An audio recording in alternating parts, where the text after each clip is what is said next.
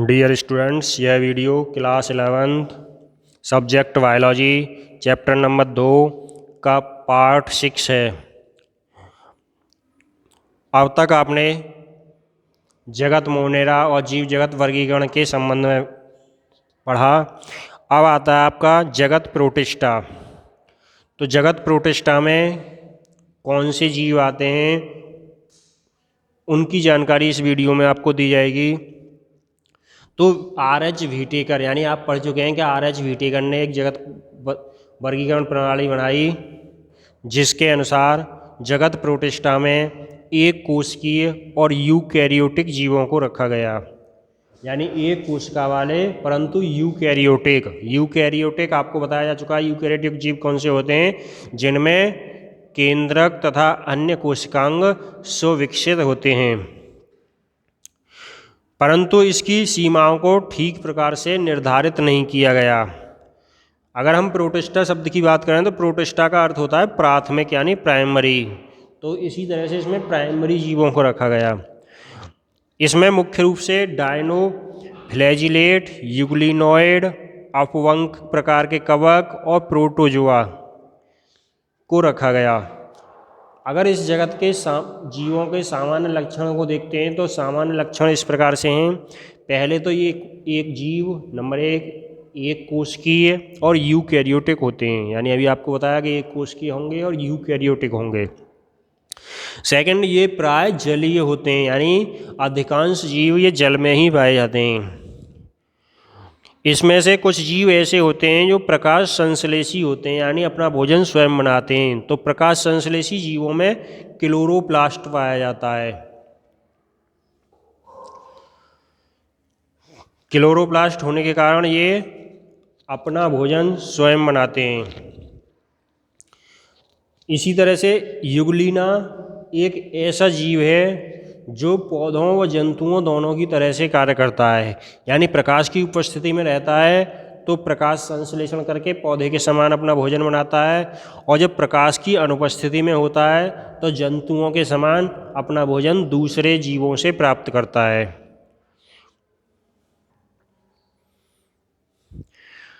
चौथा पॉइंट, इनमें कायिक, लैंगिक, अलैंगिक सभी प्रकार का जनन होता है। यानी इनमें अगर जनन की बात करते हैं तो सभी तरह का जनन होता है। ये जरूरी नहीं है कि केवल एक या दो प्रकार का जनन होगा, तो ये सभी प्रकार से जनन करते हैं।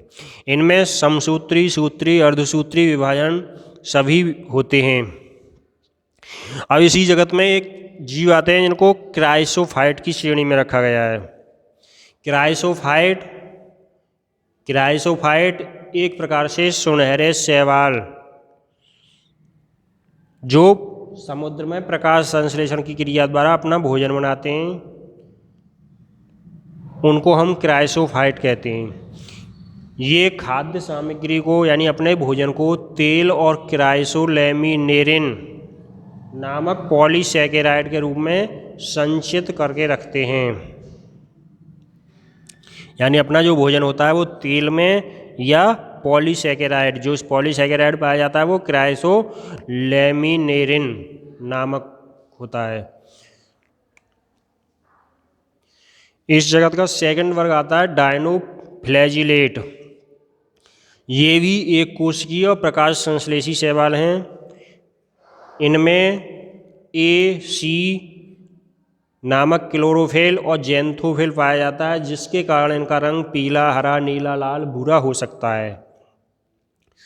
यानी क्लोरोफिल पाया जाता है लेकिन वो A और C प्रकार का होता है, ज़ैंथोफिल होता है, जिसके कारण ये अलग अलग प्रकार के होते हैं कि केवल हरे ही नहीं होते। अगला पॉइंट है यूग्लिनॉइड।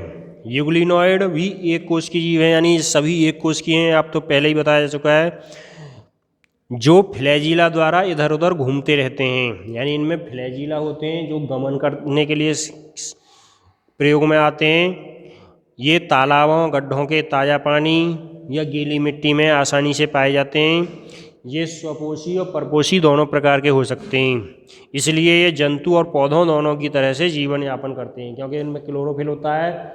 अर्थात अभी आपको बताया यूग्लिना भी इसी का एक जीव है कि जब प्रकाश की उपस्थिति में, यानी प्रकाश में रहते हैं तो स्वपोषी की तरह कार्य करते हैं, अर्थात अपना भोजन स्वयं बनाते हैं, और अन्यथा जंतु की तरह अपना भोजन दूसरों से ग्रहण करते हैं। इसी जगत में एक अवपंक कवक आते हैं जिन्हें हम स्लाइम मोल्ड्स कहते हैं।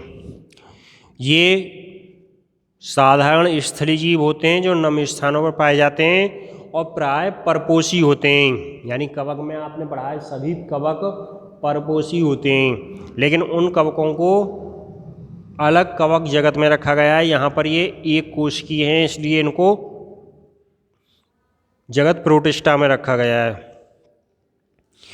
ये एक प्रकार से अकोशिकीय होते हैं, यानी एक अगर इनकी कायिक अवस्था होती है जो शुरुआती अर्थात प्रारंभिक अवस्था होती है उसमें ये अकोशिकीय होते हैं और इनका शरीर नग्न प्रोटोप्लाज्म से बना होता है।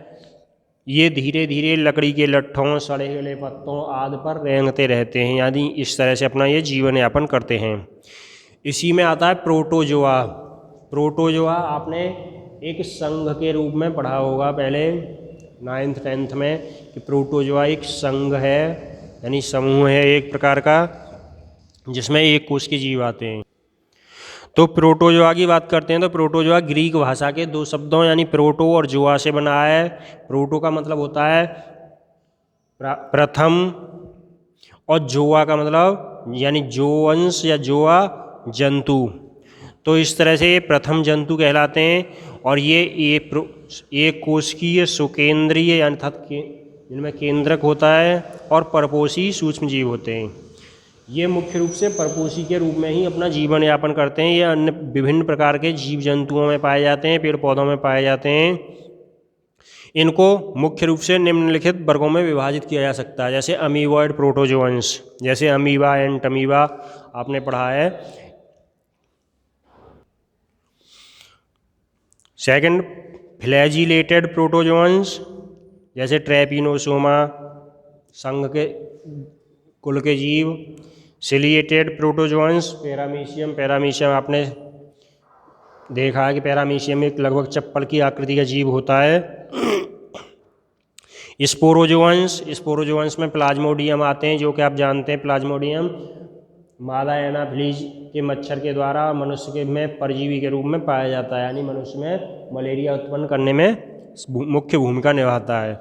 तो इस तरह से ये प्रोटिस्टा जगत के कुछ जंतु थे और उनके सामान्य लक्षण थे।